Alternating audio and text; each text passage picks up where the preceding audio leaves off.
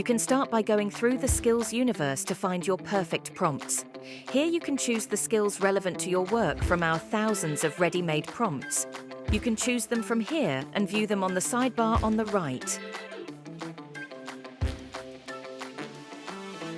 You can also remove them from the sidebar or the main page. If you want to search for a particular skill, you can do that by either going through the skills manually or searching for it. After clicking on your desired skill, you can view some examples and instructions on what to ask the chatbot to get the perfect response on the top of the page. You can add some extra context on what your goal is to make it extra clear to the chatbot what you're looking for. The context that you've already used are automatically saved in case you want to reuse the same one.